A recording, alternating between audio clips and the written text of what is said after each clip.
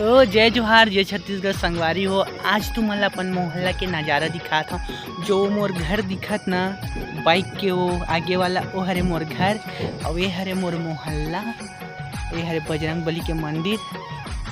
तो आप मन ला तरिया के नज़ारा दिखात हूँ। तरिया में भी बदक मन ह तौरत होही।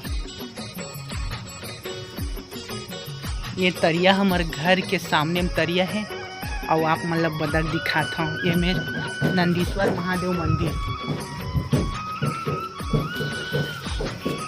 आप मतलब बदक के नज़ारा दिखा देता हूँ। यहाँ दे बदक, एक कबूतर, ये बदक। अरे कैसे भागत है बता ये अरे साबे पर कुदा दे साले। तो कैसे लगी? जय जोहार जय छत्तीसगढ़।